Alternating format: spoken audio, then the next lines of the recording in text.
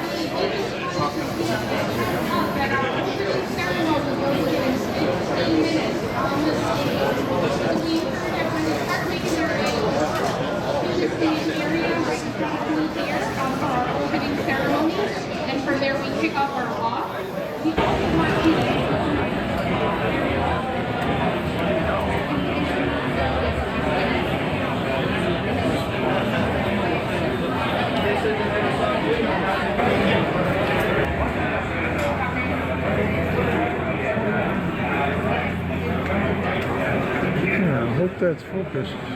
Well, the wind is gently blowing them.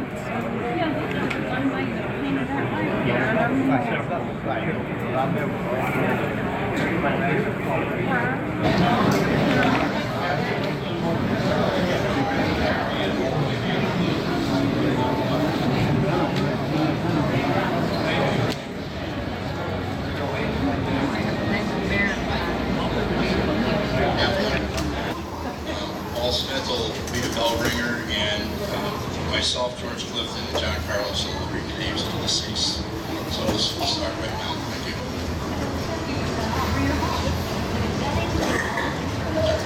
you. Please remove your hats. It is fitting and proper that we gather today at this time and place to pay our heartfelt homage to all of our deceased shipmates. We especially honor and pray for those whose names we will read today, for those names we do not know, and for the others who gave their lives in the service of us and their country. Let us pray. We pray that our departed shipmates will rest in peace and have glory in eternal life. We pray for long and happy lives for all of those here today and for all of those absent due to death, illness, or other reasons unknown to us. Grant that we may never forget them. Amen. At this time, our bell ceremony will honor our departed shipmates. A candle is lit symbolizing the lives of the deceased.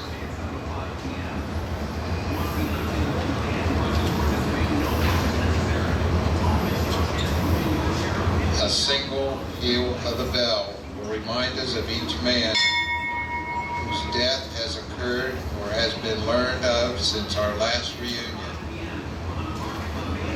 Two final peals will remind us of all those who have died in battle and of our shipmates whose deaths are unknown to us at this time. Miss me, but let me go. I have come to the end of the road, and the sun is set for me. I want no gloom-filled room. We cry for a soul set free. I am on a journey that we all must take, and that each must travel alone. Therefore, miss me, but let me go. Reading of the names inscribed herein.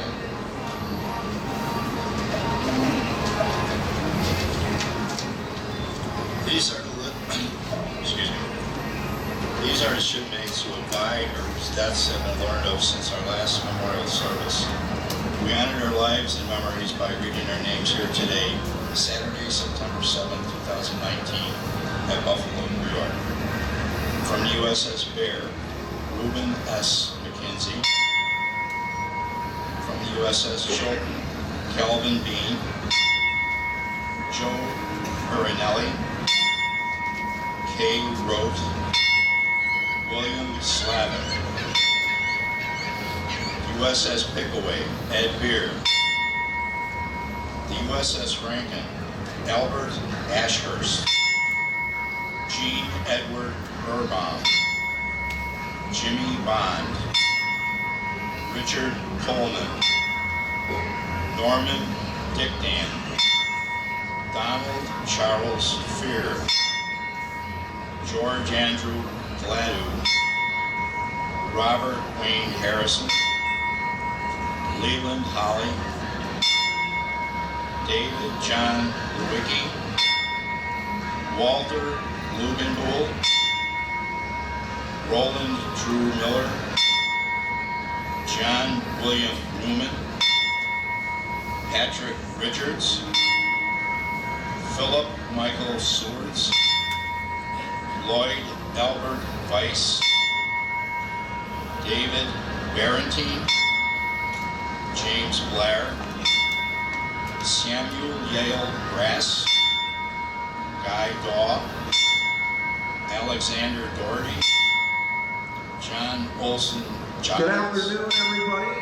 We are getting ready to start our festivities and our walk. Michael Lee Tripp, If you are able to hear me, Robert which Dyer everyone Hilly, is, we ask very kindly that you Eugene head towards Kosminski, the stage so that we can all feel each Raymond other's love and Loescher, feel each other's presence. Thomas We can Millen, strengthen each other. Paul Miles, I Paul want to introduce Payne, myself. I'm Rob Lederman. William I'm the Bradley Rule, 2019 Buffalo Peter Out of the Dark Schrinka, Walk. Alex Weissman, Donald Lee Wilburn. Because everybody up there wants this to be a beautiful day. So I will now read an absolutely the beautiful day. shipmates of the We can take USS off our Telfair hats that are right now, deceased. and if everybody can Frank please Riggio, welcome Maddie Bradwin with the Troy Douglas, Norman Parch, Marvin Leroy Powell, Donald Brooks, Francis Ed Medley, Ernest Berry, Frank Ruiz, William Kelly Smith. From the USS Union, Danny Green. From the USS Yancey, Johnny Carter, Gene Foss, George Horner, Harold Harris, Richard Craig, Harold Hegler, Joshua Charles Martin, Joel Newman, Clarence Provanzek. If anyone present knows of others who should be remembered today, please stand and make their names known. USS Mayfield.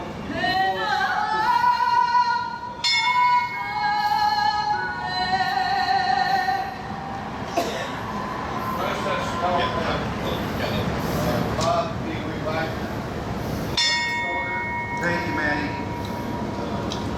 I want to let you know that I am here not on behalf of being somebody that works at the radio station here in Buffalo. I am here because, like you, suicide has touched my life. And there is nothing embarrassing to be able to say that suicide has touched my life. By all of us showing up today, we are sending mental health, real is physical. We are sending a message that reaching out for help is a strong thing to do. We are showing others that suicide is currently the 10th global cause of death in the United States. No one. Most of all, we are showing others that they are not alone. When these walks started in 2004, some of the people... The USS Bayfield, Louis Tanaki. 4,000 people showed up that year to start the movement that you are part of today. By walking with us today, you are helping us develop and share preventative education programs and give people practical strategies for recognizing warning signs and preventing suicide in the community. The USS Chilton, Howard Williams.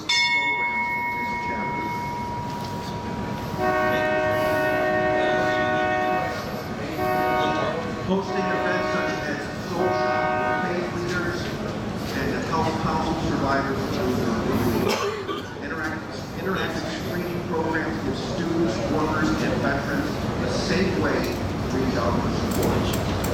From the clinical, there have been provided countless resources and materials across this chapter, 17 counties. The USS Bayfield, William Bellick. For funeral homes, churches, fitness studios, as well as wellness fairs.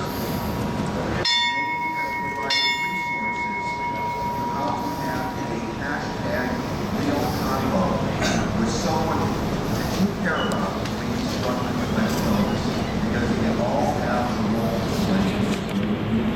There's nobody in this alone. Also, thanks to the annual Survivor Day event, reach out to more families affected by suicide each year with 6 events across this chapter. They are able to inspire hope, healing conversation, program community, suicidal survivors, with someone who is further along in their healing journey so they can share their wisdom about what helped them through their loss. These connections happening today as all of you share. You being here today also allows advocates in Albany and Washington. I will now read you the Navy hymn. Eternal Father, strong to save, who arms has bound the restless wave, whose bid the mighty ocean grip deep, its own appointed limits keep. Oh, hear us when we cry to thee, for those in peril on the sea.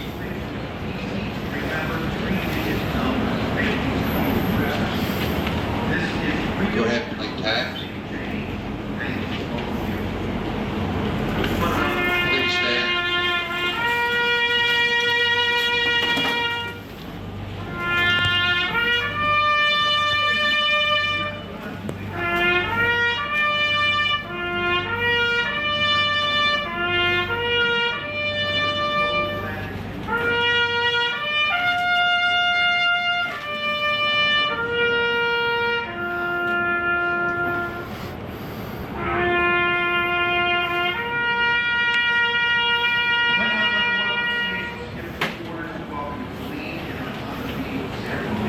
Please honor our deceased friends and their families with a moment of silence.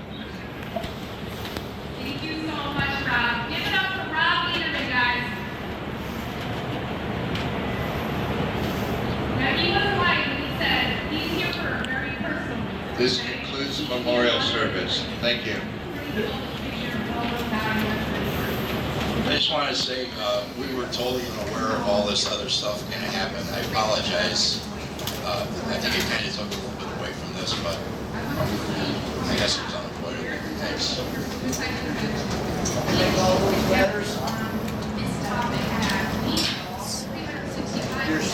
You're here to see all three ships, young lady. Let's take advantage of this, in particular, I want to let you know. Then why are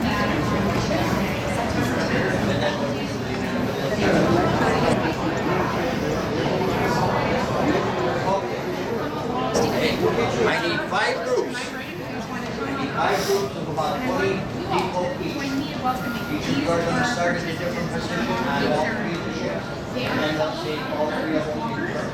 Does that make sense to all of you? Some of you are Navy people. Ask the chief. You know which way to go? Forward. Then point into the boat. Then point into the boat. And then you guys over here. You guys over here that saluted for taps, this is the round end of the boat, back here. Okay? You remember the round end of the boat there, TK Navy? What do they call the round end of the boat? Okay. Well, we got to teach these old guys everything, you know what I'm talking about? I thought it was the poop deck. I didn't see it, okay. I need the first 20 people up and at them. Yep, and if they didn't like him, they just cut the line. Oh, for the day we're caretaking him because his wife didn't want to go today. So I tried to tell you. We're all watching. Well, it's not that you Hey, it's you're important. Well, I guess. Everybody's got to watch out for the admiral designation. That's right. Okay, folks. He's senior Telfair. I'll get together a little bit. I want to ask you some questions before we go down to the submarine. Anybody claustrophobic? Okay, it's very tight in the submarine. A lot of the hatches, you've got to really be able to lift your legs up and put them over on the other side. So if you're unable to do that, we're going to have to, you can wait out here for us. We're going to go in the front, come out the back over here. We'll be all set. And I just want to give you a little story about why this submarine is here. You all know the story of the Sullivan brothers? Yeah. Yes. They were aboard the Juno. They got hit by a ship called the Nagara, which was a Japanese light cruiser. On the way out of the battle, they got hit by a torpedo. It hit them in amidship in a magazine where they store the ammo, and it broke in half and sunk in 43 seconds. So there were very few survivors. But later on, in World War II, this submarine sank the Nagara. So that's the tie-in to the park here. Okay? So this ladder is very, very steep. I want you to make sure you hang on. We're going to go down this ladder. I think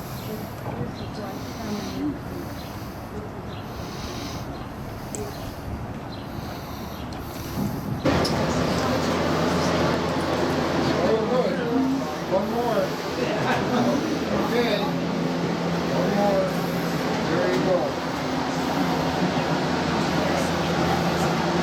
Okay, can I have your attention, please? You are aboard the USS Croaker.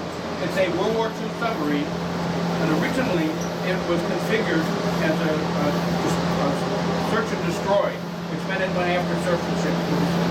Well, later on in the war, they reconfigured it, and if you look over there, you'll see some models. The top model is what it looked like first. The bottom model is what it now looks like. So when they reconfigured it, they brought on sonar. So they removed two torpedo tubes forward here, and they put the sonar unit in here. After that, it was considered a hunter-killer class, which meant it went after other submarines and ships. And so all you tin can sailors, you should have got subpay because you were underwater as much as you were on top of the water. Anyway, this, as I said before, is the submarine that sunk the Nagara, which is the Japanese light cruiser that first hit the Juno with the Sullivan brothers. This is a diesel-electric submarine. And basically what that means is the diesel engines are strictly for charging the batteries. This drain on batteries. We've got like 240 batteries that are about 150 pounds each, all through under the decks of this boat. So they could not run the diesels while this was submerged. They had to surface to run the diesels, and that's when they would charge the batteries on it. They had about a 48-hour time where they could stay under. But basically, if they couldn't surface, they couldn't charge. What you have here is an escape hatch. If you get a chance to look up into this escape hatch, what would happen is you'd go up into this escape hatch, the two people that were in there would close the hatch, seal it, open the door, flood that compartment, or actually they would flood the compartment, and then they would open that door, get on the outside, lock the door shut, bang on the hull to let them know that they were out, and then they would pump that water out, and the next two would go up, and that's how they escaped the submarine. Okay? So this we just recently put back in. This was not here before. That hatch you came in was not there before. That was designed strictly for us to do the tours. That would be just a deck hatch, and that's how they got the torpedoes in and out. Any questions in this room? Somebody tell me what that room's up there for. Anybody know? Clean sweep. Clean sweep. You got it. So if they went out on a patrol and they used all their torpedoes, about 25 torpedoes, then they would fly that broom from their sail up here on the conning tower. They would fly the broom indicating they had a clean sweep. They used all their torpedoes. This boat saw action during World War II, and it had sunk several ships. Later in the tour, you're going to see a battle flag from this boat that indicates the type of ship that they sunk. This room was also used for berthing. So you'll look underneath right where that gentleman's standing, you look behind him, you'll see a rack that you can't see it. You'll see it later in the other one. Where you pulled racks out and they would sleep in this room. And then later we'll talk about hot racking. There's a rack up there. So there would be several racks in here. If you was all volunteer in here to sleep. If you slept in here, you kept your phone. You didn't have to participate in the hot racking process. Now, there were 85 men on this boat and 3 hats. Produced an 83 hats. And this one was strictly for officers. So when we go through this hatch, we're going to be an officer country. And that would be where, unless you had a job in this room, this compartment, we would not come through officer country. That was a restricted area. So, and that's how they do it on all the ships. Any ship that had officer country, you didn't go with the officer country unless you had a specific reason.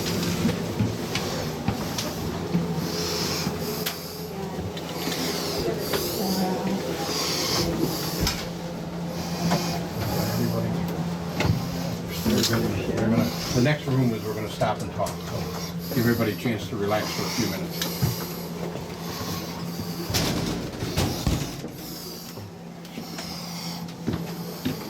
Oh, look at that.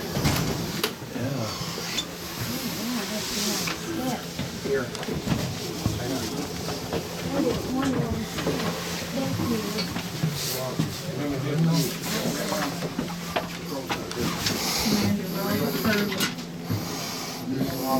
Was the last commanding officer, 66 to 68. Thank you. Right this way. Go ahead. Right over here.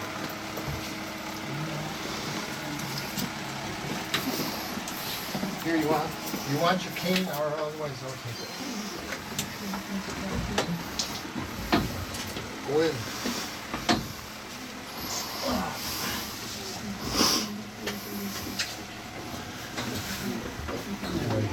Here's your cane. Go ahead. Thank you, sir.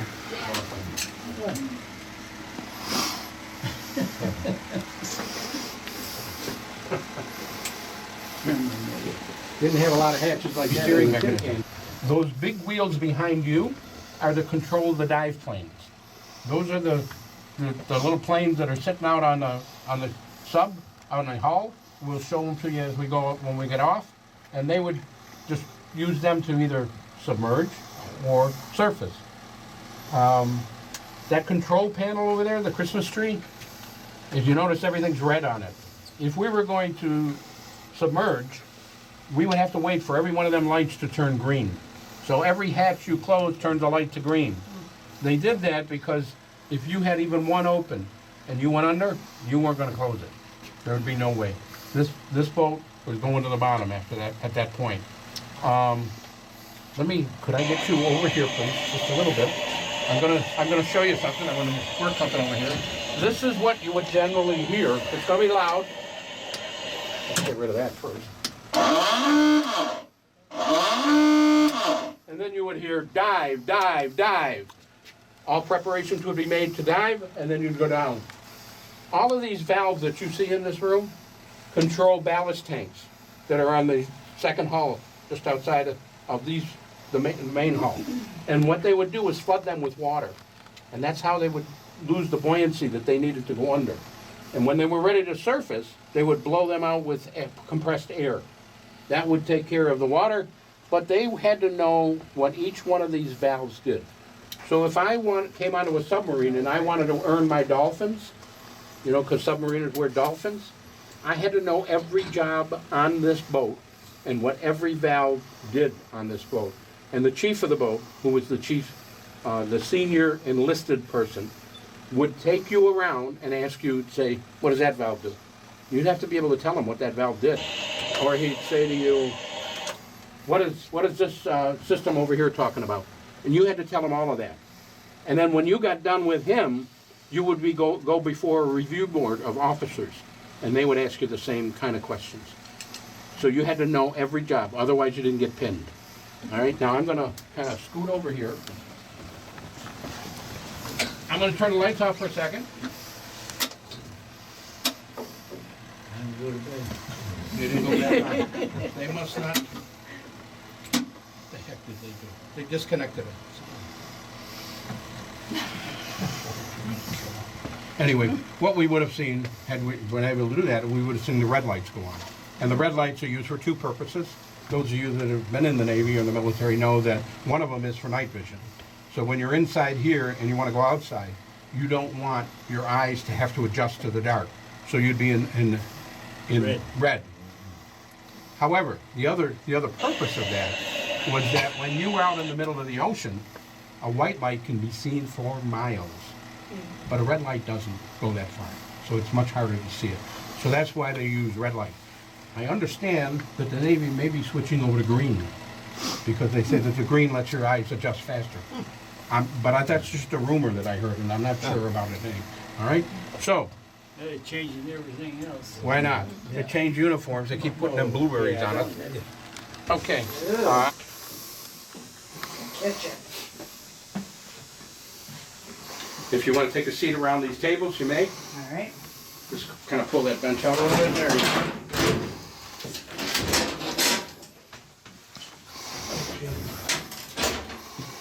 Try putting the other. Don't document. It's leaving with the little kids in here, and they'll be sitting here and they'll go, Come on, just walk. why is that up there? That's it. And I'll say, That's it. ask your mother and father. It's cute. Come on. Wait. Oh, okay. Walk ahead a little bit. Okay. There we go. Damn. That's why I say in the morning when we're out. Yeah. You know, Rich, you've been getting sunburned. You're not sunburned, do you? You're on the water just as much as you're on the top. We refuel a tin can out to sea. When you're refueling, your boat ships are underway. And you got about probably 150, 200 feet in between. But the water in between gets very turbulent. Yeah. And I'm up on the, now we removed one table because we wanted to have room for the tour. But that's where they cooked all of the food, did everything there, and then they served it to the men. Now obviously they had to do it in ships. So what you have here, this is the refrigerator deck. So everything down there was refrigerated. Down below there was where all the dry goods were. Now when they first went out, they had to bring out enough food for about 48 days. In order to do that, they had to store food everywhere. So one of the places that they stored food was the shower. So for the first 5 days out, there's no showers taken. Nobody could take a shower because there were food in there. And they always worked it out so that that was the first food they used. So they would take that out and use it. That should be in here. As I was saying to somebody else, when the little kids are in here, they want to know what that picture's doing in there. And I tell them, ask your mother and father. I'm not involved. I'm not getting involved in that. Any questions? All right, I'm going to make you move. We're going to go into the next room, but it's plenty of room. No hatch to go through. Get out. So we're good. You'd get out, I'd get in. So the people that were in the torpedo rooms didn't have to do that. So because nobody wanted to sleep in the torpedo rooms. That was all voluntary. My mind is that if this boat's going to get hit by a torpedo and I'm in the torpedo room, I hope it hits there because I don't want to try to get out. Now, if you look on the deck, this boat was stationed in Australia. So it did all of its tours out of Australia. And then this map shows all of the places that it went. Mostly in the Philippines, but it was all over the place. There's a picture of the crew over there. You'll notice that a lot of the crew have beards. At the time, the Navy frowned on facial hair. You were not allowed to have facial hair. So, right after, until Zumwalt, when Admiral Zumwalt took over, he changed everything. So, the reason they let the submariners have facial hair is water restrictions. They had to...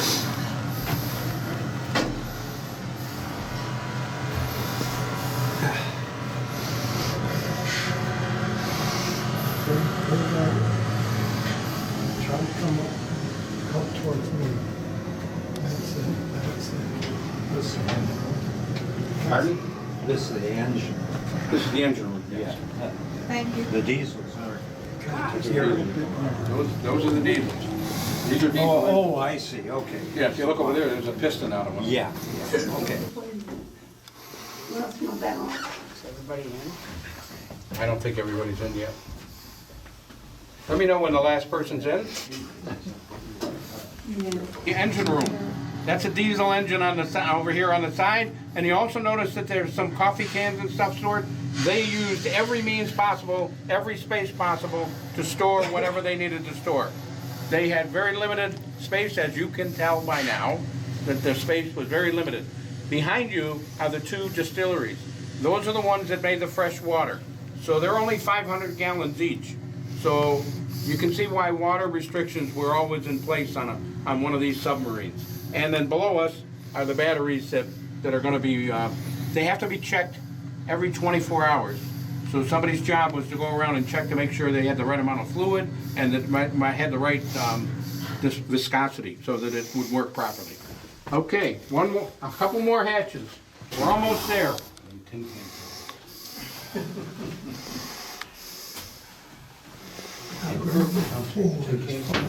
Come and maintain that ship. Do they also maintain that? All volunteers, all materials they pay for it. In fact, the canvases that were on the back of the Sullivans, the tin can said. Wait, Ed. Come forward. Yes. There we go.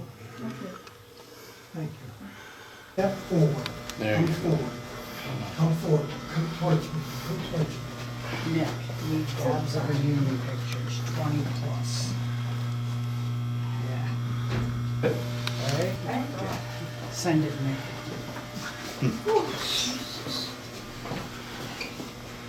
So, once we get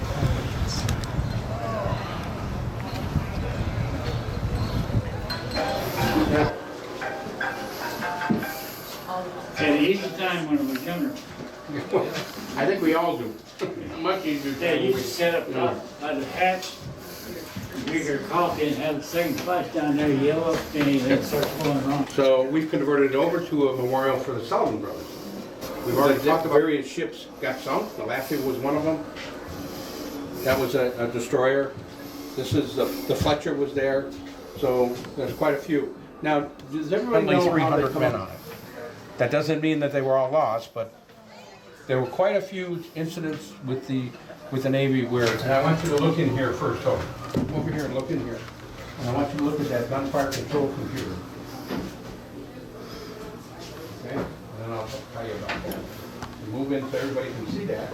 Look over here. See the gunfire control computer? Right to there, don't go any further. How many of you have a computer at home? And they all raise their hands and I'll say, is this a computer? And they go, no. Yes, it is. It is a computer. Yeah. That's what they used before. That's an analog computer. And what they would have was there'd be about 6 or 7 guys around that, and they'd be cranking in different information.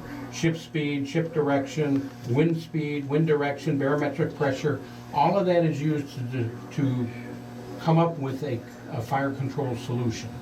So then they would send that information to the gun directors, and then that would help aim the guns. So that's how they did it back then. Not a very effective means, and not very effective against any kind of jets. We had a situation where we were down in Guantanamo Bay, Cuba, doing a shakedown cruise, and we had a jet coming in on us. We locked our gunfire control radar on them, and as soon as they get the signal that we were locked on, they just did one of these. Dropped down, came right back up, we lost them immediately. So no effectivity against any kind of jet aircraft. Sir, I'm going to have you go through and go into the chief petty officer's office. So what you're seeing on either side here, if you're seeing staterooms, these are for the officers. This is officers' country. Again, we had a discussion about officers' country. We know what officers' country. So what you're seeing on either side here, if you're seeing staterooms, these are for the officers. This is officers' country. Again, we had a discussion about officers' country. We know what officers' country.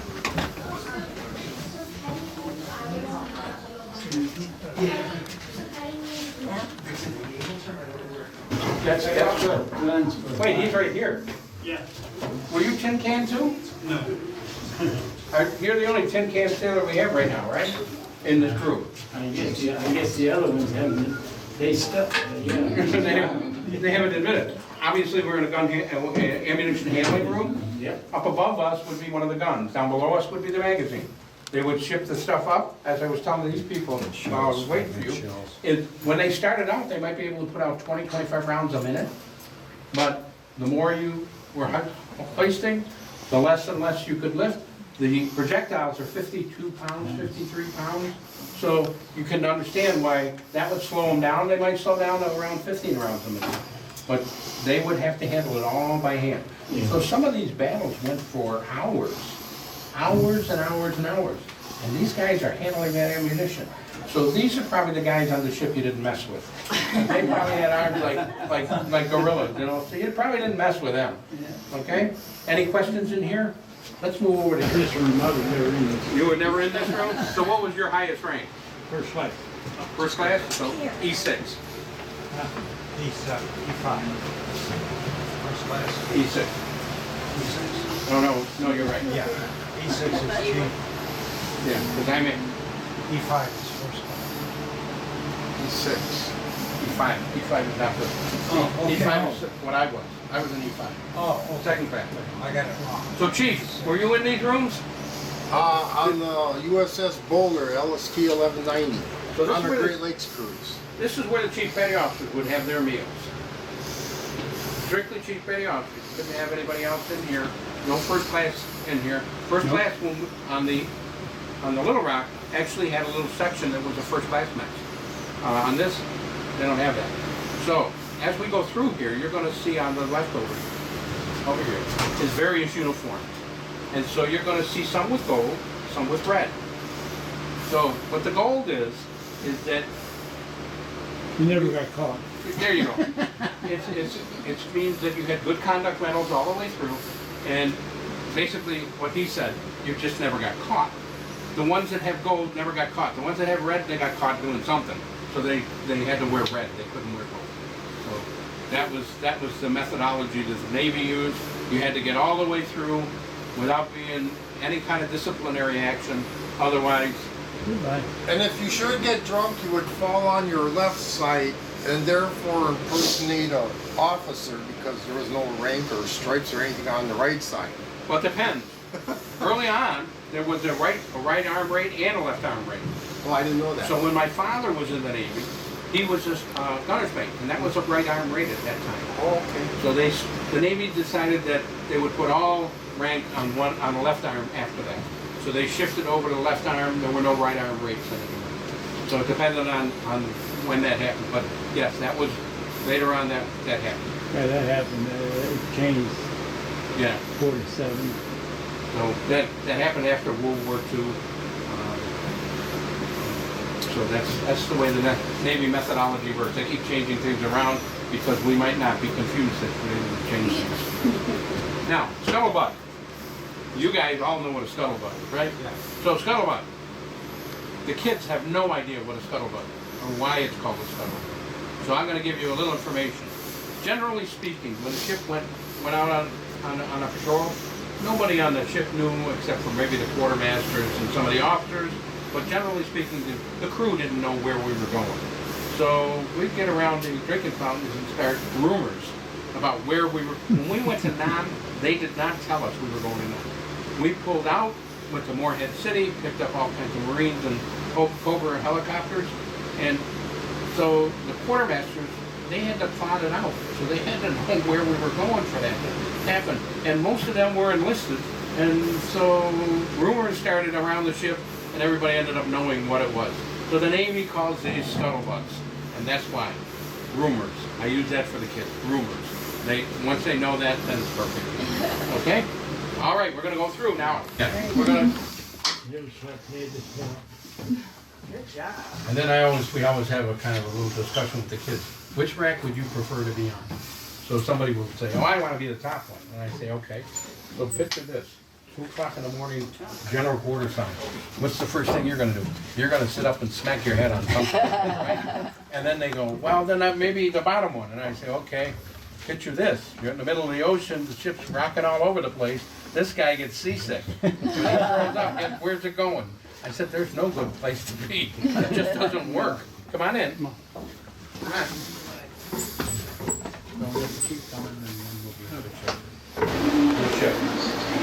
And this lady over here, later on turned out to be his wife.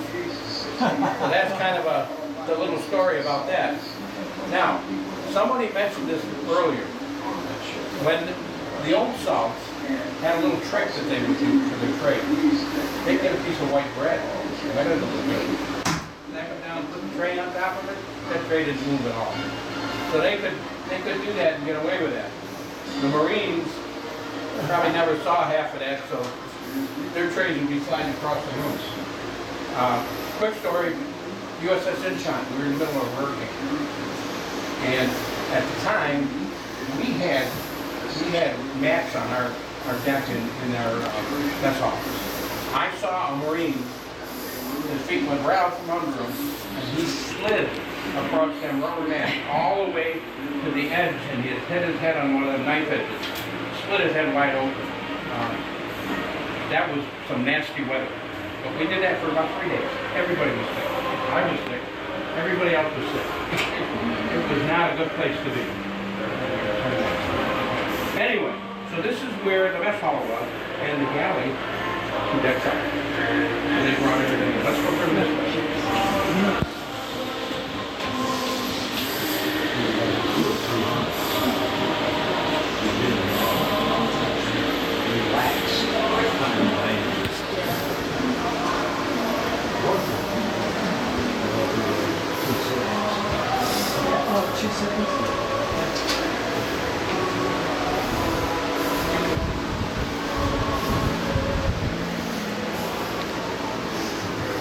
That song that they're singing, they always play it in the ship waiting for it. Yeah. So this is the scullery. This is where they washed all the dishes. Generally speaking, if you were not what they call a striker, you didn't have a specific job that you went onto a ship for. When I went on a ship, I was an FT already, so I never saw this part of the Navy. You would come in here and you'd be washing dishes until you figured out what job you were going to do. And then you'd become a striker and you'd go do that job. So basically it was all the new people who were in here doing that. So we're going to come around this way. One deck. They would be a master at arms. And he would be allowing people down here to go into this line. This is a steam table. They'd have pots with all of the different foods in it. You'd grab a tray, go through this line, go sit down in there, come back around, drop it off in the scullery, and then get out. They had to carry the food down. They had trays that they hooked onto their belt, and they would hold it out like this. And they would bring it down, and they'd put it here and go back up and get more. The master at arms would also control that. Now this ship had a little feature that most Navy ships at this time period did not have. Turn around and look at it. Ice cream. An ice cream machine. Okay, so now what they would use that for is to trade. They would trade for other movies, they would trade for supplies that they might need, but that was probably a gift from an admiral or somebody for something that the Sullivans did, and they wanted to give them a reward for it. But generally speaking, the older ships didn't have ice cream machines. Do you have an ice cream machine on yours? No. So the older ships didn't. The ship that I went on, the Incheon, they did. They had that because that was a newer ship. Yeah. But that was a little treat that this crew got for something that they did. The only time we got ice cream was when we were refueling from a tanker. Yeah. And the captain would get from them, and then just let us. And so you saw the Highline chair, right, where they transfer personnel back and forth. That's also how they transferred goods back and forth. If you had a flight, they would fly it over if they could, but if not, they'd have to transfer it back and forth by Highline. And a little story: when you're doing a Highline, what you have to do is you have to shoot a monkey's paw. Oh, I don't have my other keys with me. But a monkey's paw, you shoot it with a 12-gauge shotgun, and you're shooting it on a very small line to the other ship. And you're supposed to, I used to be the one doing this, by the way. You're supposed to take a whistle, and just before you fire, you blow the whistle so the other ship knows it's coming, and they all go hide. So I would sit there and I'd go, boom! And then I'd blow the whistle. I would aim at people, see if I could hit them with this monkey. And you didn't want to really do that because they were pretty solid. Yeah. But I used to do it all the time. I got in more trouble for doing that. So anyway, I had a good conduct medal though because I never got caught. All right, we're gonna go up. We're all wooden. So they would cook their meals with open fires, but they would cook it on the main deck where they could get rid of it if they had a problem. For whatever reason, the Navy, being what the Navy is, and Fletcher class. and that's what they did. They said, oh, we'll put the galley here when the mess hall 2 decks below. Yeah. After this Fletcher class, they stopped. I don't know what's. So they do everything on one level. Okay, everything on this ship is done with steam or electric. So these are all your steam pots over there that they would make their soup, so on. And as most of you Navy people know, 4 meals a day. They did breakfast, lunch, dinner, and mid-rats. Mid-rats were midnight rations. So if you had the midnight watch, 12 to 4, you could go in at about 11 o'clock and get something to eat, usually probably just a sandwich or something like that. But you could get that. In rough weather, on this ship especially, you're probably lucky you're going to get sandwiches because you're not going to get anything hot on this in rough weather. It's too much going on. The ovens here actually have a balancing feature that try to keep them level That's cool. in rough weather. The plates here, these plates, they try to keep somewhat level, but everything was done there. So they did four meals a day for 300 people. Were on this boat, on this ship, and then on the bigger ship, they had 1,100. And then on our ship, we had 500 plus 2,500 Marines, so with 3,000. So this is where everything was done. This is where all the cooking was done. And where is he? Did he leave? Our tin can sailor's gone? Yeah, he went to go sit down. His legs were bothering him. Any questions? Okay. We missed right over there behind you. There's a device about this big around. Did you see that? And if you look at the sides of it, it's all rough. It's really rough. And there's a plate on the bottom that spins. What it is the potato. Good potato. But they didn't have to do it this way. They'd stick it in there, put some water in there, and it would mix it up. You didn't have that. Well, depends on whether you were on water hours or not. Somebody get sick in this one?